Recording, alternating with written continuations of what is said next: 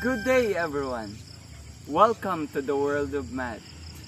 Halikayo, samahan niyo ako para tuklasin ang mga bagong kaalaman sa mundo ng matematika.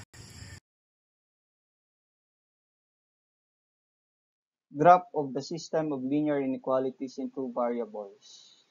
Our competency solves a system of linear inequalities in two variables. Let us have a quick review. What is the difference between an equation and an inequality? An equation uses the symbol equal sign, while an inequality uses the symbol is less than, is greater than, is less than or equal to, is greater than or equal to. Which one is shaded? Is it equation or inequality? Very good. That is inequality. Next question. When is the line solid? If the symbol of a linear inequality is less than or equal to and is greater than or equal to. When is the line dashed or dotted? When the symbol in a linear inequality is less than and is greater than. How do you figure out where to shade? In a graph, you're going to pick a point to plug in, then check if it is true. Let us have an example. Graph this inequality. Y is greater than x minus 2. The first thing that you're going to do is transform into equivalent equation. So it will become y is equal to x minus 2. Then you're going to find the x and y intercept. So to find the x-intercept, let y equal to 0. So we have y is equal to x minus 2. By substitution, replace y by 0. So that will become 0 is equal to x minus 2. Then solve for x. So we're going to use addition property of equality. So we're going to add 2 to both sides of the equation. So 0 plus 2 is 2 is equal to x. Then by symmetric property, 2 is equal to x is equal to x is equal to 2. Then our x-intercept is 2, 0. Then to find the y-intercept, let x equal to 0. So you're going to replace x by 0 by substitution. So that is y is equal to 0 minus 2. Y is equal to 0 minus 2 is negative 2. And our y-intercept is 0, negative 2. Then we're going to plot each point, the x-intercept and the y-intercept in our Cartesian plane. So nasaan po ba yung 2, 0? That is 2, 0. So nasaan naman po yung 0, negative 2? Yan po yung 0, negative 2. Then, we're going to connect. So, in connecting po, ask yourself, what kind of inequality symbol po ang ginamit? Then, since it is greater than symbol, you're going to use the dashed line or the dotted line. Now, to find where is shaded, where to shade, we're going to choose origin as the test point. So ito po yung origin. So kapag nag-true yung test point natin sa pag-check, you're going to shade this part, yung kung saan po naka-include yung origin natin. If it is false, the other side po yung inyo pong isi-shade. So let us have. So y is greater than x minus 2. So you're going to replace x by 0 and y by 0. So that will become 0 is greater than 0 minus 2. So 0 is greater than 0 minus 2 is negative 2. Is 0 greater than negative 2? Yes or no?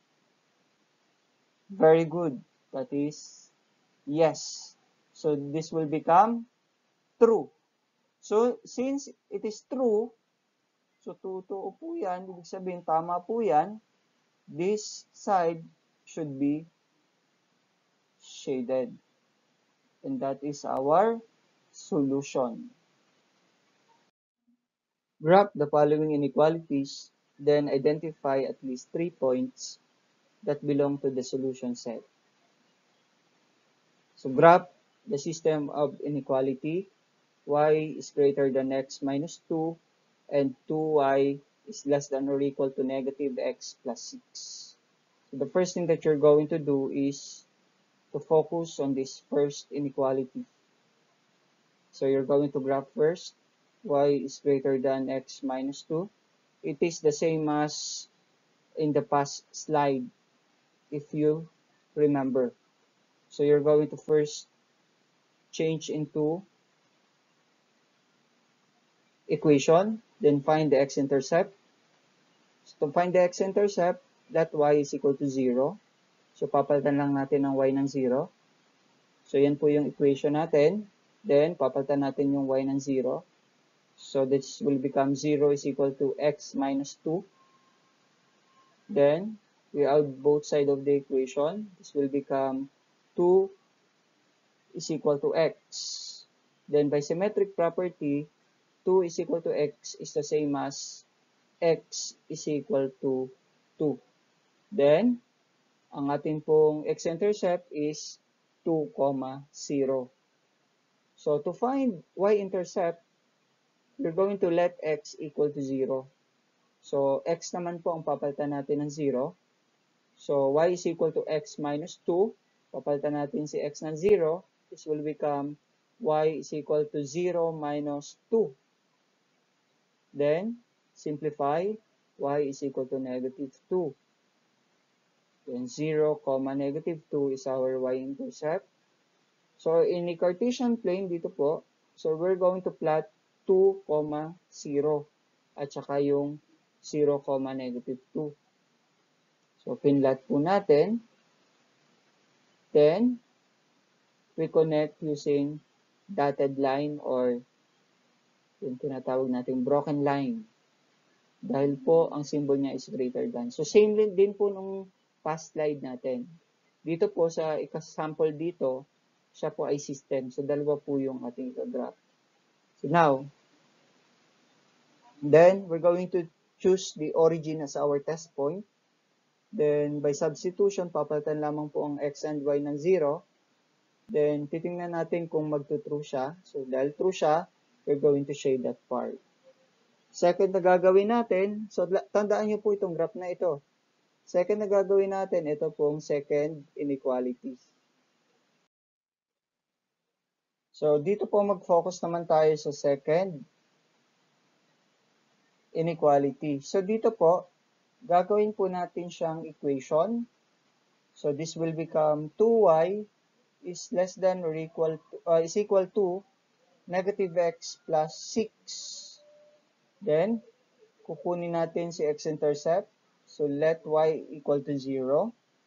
So, papalitan lang natin po si y ng 0. So, this will become 2 times 0 is equal to negative x plus 6. So, 2 times 0 is 0 is equal to negative x plus 6. Then, x is equal to 6. And our x-intercept is 6, 0. So, sa y-intercept naman po, so dito po, papalitan po natin si x ng 0. So, this will become 2y is equal to negative x plus 6. So, palitan si x ng 0. So, 2y is equal to negative times 0 plus 6. So, 2y is equal to 6. Then, divide both sides by 2. Y is equal to 3. So, our y-intercept is 0, 3. So, in this graph po, this Cartesian plane, i-graph natin siya. Ipa-plot muna natin yung x and y-intercept. So, yung x-intercept muna natin, yan po yung 6, 0. Yung y-intercept natin is, yan po, 0, 3. Then, we connect it by using solid line. Kasi po, ito po ay less than or equal to. Yan po yung solid line. Then, gagawin po natin, gagamit tayo ng test point yung origin natin. So, ito po yun. 0, 0 po ito. So, as a test point. So, ito pong given na ito, papalitan lang natin si y ng 0 at si x ng 0. So, 2 times 0 is less than or equal to negative times 0 plus 6. So, 2 times 0 is 0. Is less than or equal to 6. Is it true or false? That is true. Since it is true, so, yun pong side na kinabibilangan ng origin natin, yun po yung shade natin. So, ito pong nasa baba. So, yan po yung shade natin. Dahil nag-graph na po natin ang bawat isang inequality na ito, so pagsasamahin lamang po natin dito po sa ating Cartesian plane. So kung ito po ang ating graphing paper, so i-plot muna natin po ito, i-graph muna natin, yung y is greater than x minus 2. So ito po yon. So siya po ay broken line, yun po yung kanina. Then, nasan po ang shaded part? Nasa taas po, itong side na ito. Then, yung po sa pangalawa, ang graph naman ng 2y is less than or equal to negative x plus 6 ay isang solid line. Ito naman po yun. Then, nasa naman po ang kanya pong shaded part. Pababa naman po ang shaded part niya. So, kung mapapansin nyo po, ganito po dapat at makikita. So, meron po kayong tatlong iba't ibang kulay. So, ito po, solution set lamang po yan ng y is greater than x minus 2. Ito po yun. Ito po ay solution nitong pangalawang inequality natin. So, alin naman po dito yung solution ng buong system na ito? So, ito po yun. Ito pong shaded part na yan. So, the points in this shaded region or shaded part belongs to the solution of the system.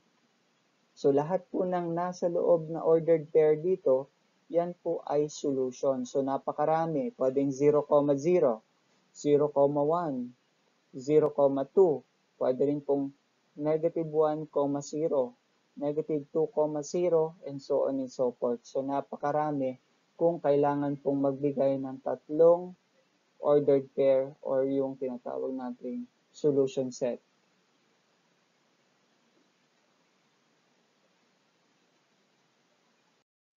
Now, let's move on. Let us have this given system. Graph each system. Y is less than 2 and x is greater than or equal to negative 1. So, what is the graph of y is less than 2? Or x, ayan po yung y is less than 2. So, ito po yun. So, since ito yung 2 natin, ito po yung ating pong graph. Broken line po yan dahil po siya ay less than. Then, nasan po ba yung less than na sinasabi? Dahil less than siya, ang shaded part niya ay sa baba. Then, nasa naman po ito pong ating pong graph nitong x is greater than or equal to negative 1. So, hanapin natin sa x po negative 1. Nasan po siya? So, ito po yun, negative 1. So, siya po ay solid line naman po. So, pagka ng solid line, hanapin natin kung nasa naman po yung greater than or equal. So, dahil ang greater than or equal, nasa kanan po siya. So, yun po yung shaded part. Then, nasaan po ngayon yung kanila pong pinagtagpuan o yung pinaglapatan ng dalawa.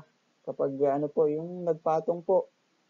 So this part po, yan po ang solution set ng ating pong system.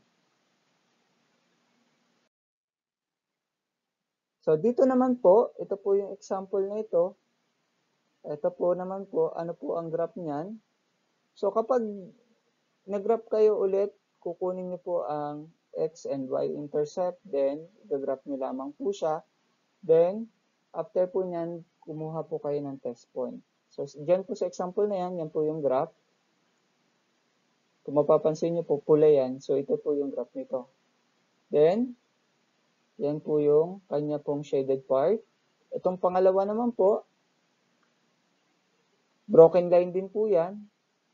Then, nasan po ang shaded part niya? Yan po. So, included po ang 0 pa rin. 0, 0 or the origin. Then, nasan po pinagtagpuan? Yan po yung solution set ng ating system. Dito naman po sa pang-anim na ito, ang graph naman po nito ay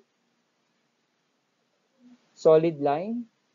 So, nasa taas naman po, ibig sabihin, hindi po yung origin ay kasama, hindi kasama ang origin sa kanyang solution set. So, kapag hindi po nag-false po dito sa 0, 0, etong other part po ang shade natin. So, yung pangalawa naman po, that is a broken line. Then, nasan po ang shaded part? Nasa baba naman po. So, ngayon po, nasan po diyan yung solution set po ng ating pong system? Yan lamang po. Ito lamang po. Ito kasi po yung pinaglapatan nilang dalawa. So, diyan sila nagpatong. Ganyan lamang po kadali.